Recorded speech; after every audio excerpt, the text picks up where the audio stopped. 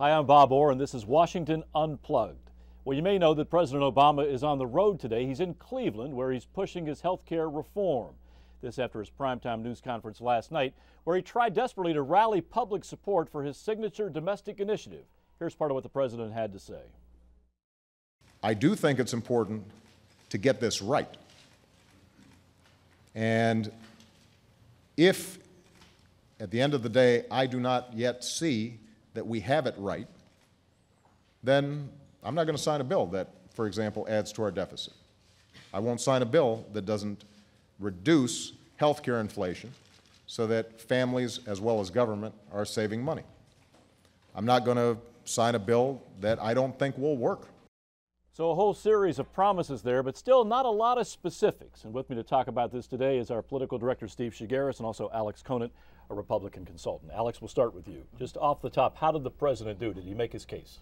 Well, I think he tried to make his case, but he, as you said, he did not a lot of specifics in what he was talking about yesterday. And we wake up today in the same situation we were yesterday, which is the Democrats in Congress don't have a bill that achieves the goals that the president laid out yet. The CBO says that the bills moving through the House of Representatives are not budget neutral. They're not going to insure everybody. They're not going to control health care costs. In fact, they're going to make health care even more expensive.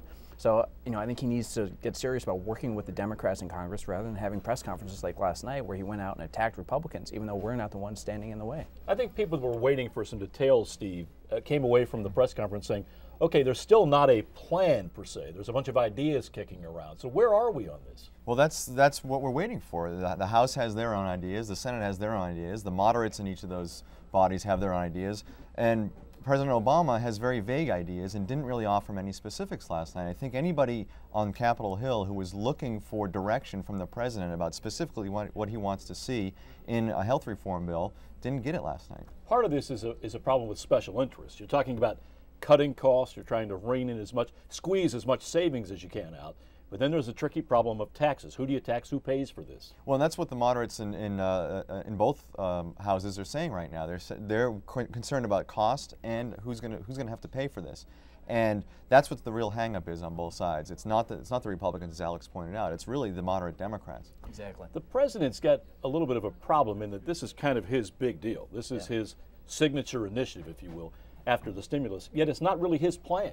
He's waiting to see what they hand him. That's what happened with the stimulus debate too, where the first 100 days of his presidency, he was really focused on getting a stimulus bill passed. But at the end of the day, he didn't write it. At the end of the day, the Democrats wrote it in Congress, and by all accounts, it's not working. The unemployment is higher than they projected it would be with the stimulus bill. They said it wouldn't go higher than 8%. Now it's 9.5%. We're seeing the same thing happening with this health care debate, where the president is staking a lot of his political capital in the debate, but he's not at the table writing the bill. He's not providing the leadership that a lot of Democrats, I think, in Congress want him to provide to get it actually passed. Now, the Republicans are having a little bit of a field day with this because they sense some weakness, don't you think? Oh, absolutely. And it's a Republican strategist told me yesterday, when you're out of power, it's easy to be the opponent. And that's really your only role at this point. And they're seeing the Democrats fight each other, just their intra-party fights, the moderates versus the liberals. But they're also sensing that if this doesn't work for President Obama, this is going to be a huge deal for the Republicans in 2010 and beyond. And he's going to have to answer for this if it doesn't work.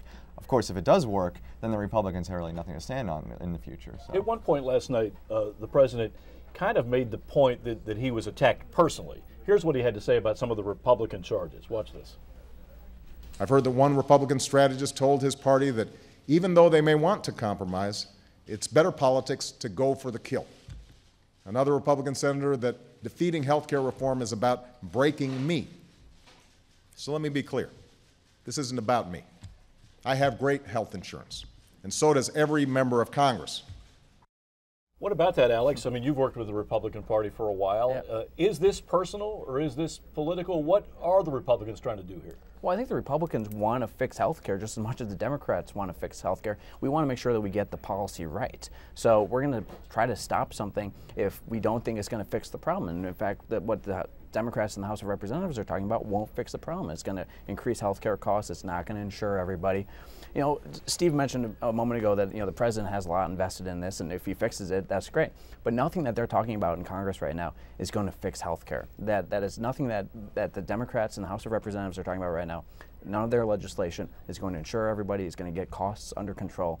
And we're seeing a situation where 2-4 years from now, healthcare is going to continue to be a big problem. Whether or not the Democrats pass any of the legislation that's currently being discussed, I think that's going to be a long-term problem for the president. One of the challenges, I think, for the Democrats is they don't want to end up, I think, with another long-term entitlement program that just keeps adding cost and adding cost. It's kind of an unfunded going forward mandate.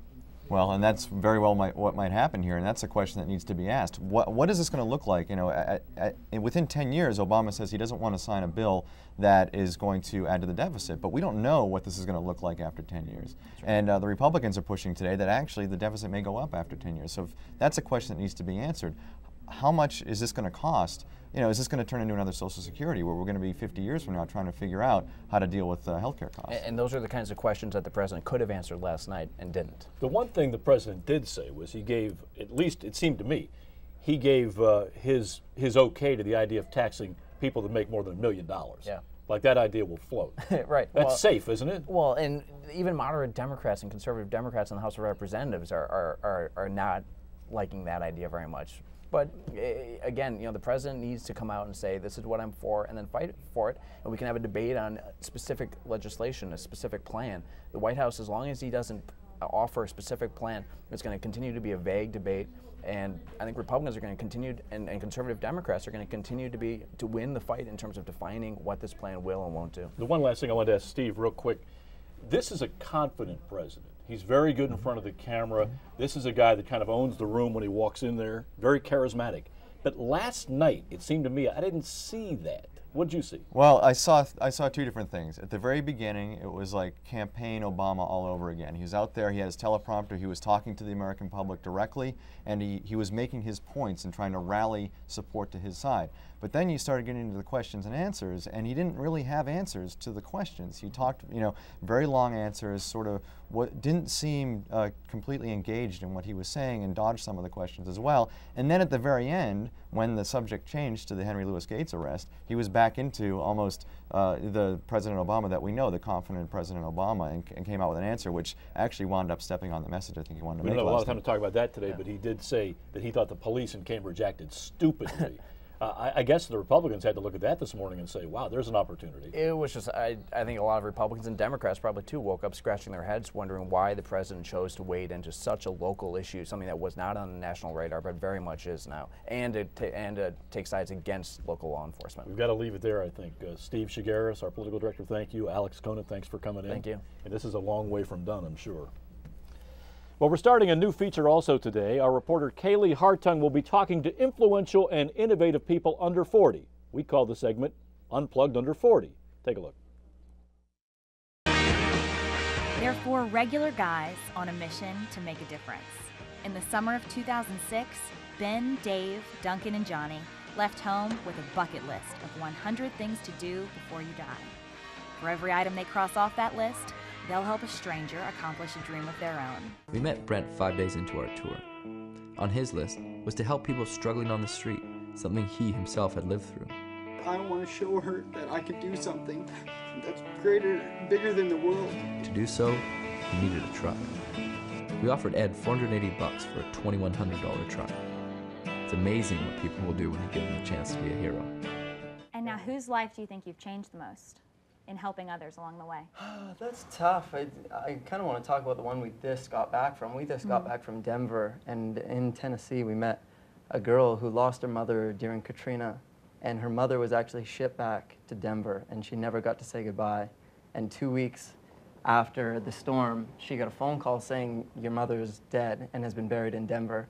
And for 5 years, she was never able to say goodbye and never had closure. So we actually just went to Denver with her and brought her to her mother's grave to finally give her closure on it. And that was this, you know, this seeing the raw emotion from her and being able to do that for her, to give her closure to that part of her life, was really, really amazing. And that was just yesterday, so it was a really incredible experience. Yeah. To answer your question, on a broader scale, it's like what we've learned doing this project is sometimes the smallest things can make the biggest difference.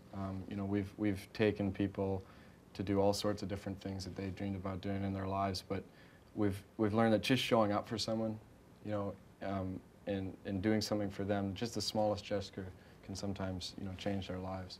So what would y'all say your biggest accomplishment has been? Riding a bull. That was really hard to do. People real kept one? on, yeah, a real bull. Not a mechanical one. No, it was a real bull, and people kept on not allowing us to do it, saying that we couldn't do it because it was liability, and we did that. And we actually, a few years ago, opened the 6 o'clock news in Canada, and that was a big, dream, and we did that. A lot of people told us we couldn't do that. Yeah, sing the national anthem to a packed stadium, that was a good one. They have come to Washington to try to achieve their toughest goal yet.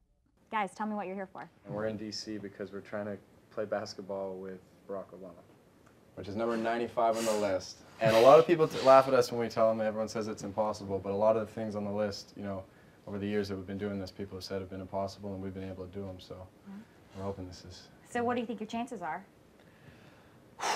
Pretty slim, but we're going for it. I mean, the fact that this is so hard, and that, you know, we have no time, and we don't know anybody in Washington really. I mean, that's the reason we want to do it, you know, because it is impossible.